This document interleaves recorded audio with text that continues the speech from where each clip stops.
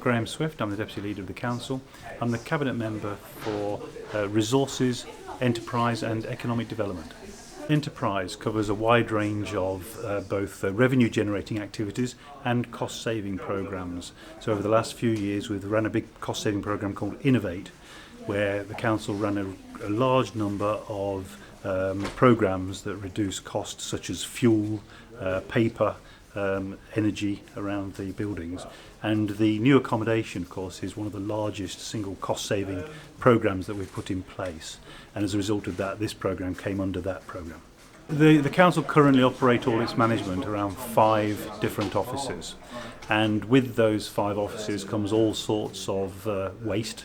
We pay rates in 5 buildings, for instance. We have officers working between the buildings, and you're absolutely right. Just the hours, the man hours of walking between those offices is an opportunity for synergy. So merging everybody into one space drives a significant amount of cost savings already. Of course, once you're all in one space, you can start then delivering on efficiency programs on how people work, the numbers of people that are needed to do particular tasks. And of course, working in a modern office, which has been designed to 21st century standards, eco-environment standards, solar panel type things, there's a huge amount of economic benefit that comes from being in a modern office rather than one that was built 100 years ago and frankly not being invested in for that time. And as a result of that, you accumulate all those savings. Then the council have put in a plan just short of £900,000 for the first operational year, but we anticipate that going over 7 digits, over £1 million operational once we're in and making all the things that we think are available to us operational. The IT component is a significant part of operating efficiently. And hopefully, if you've got a chance to look around, all of the servers are coming in over the next few days since we've taken ownership. We've got a lot of equipment to be installed over the next week or so, screens and things like this, which will enable flexible working. We have the opportunity then to ensure that flexible working means that people can work around the district. They don't have to always be on location.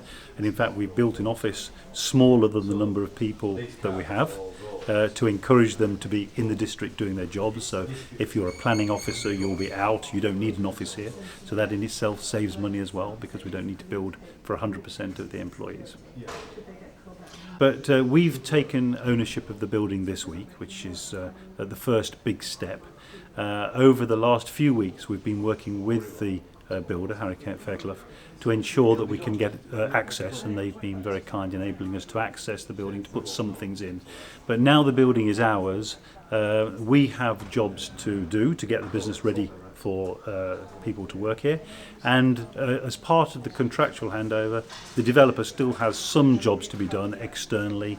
There's some landscaping to be done, which will start tomorrow, some greenery, some shrubs and things like this to protect the neighbourhood, so that people residents are protected from the building. And then we have a people decant, so the decant of moving people from our current offices starts at the end of November, over the weekends, and then the last week of November and the first 2 weeks of December we'll be moving people from our individual offices and making this operational in full.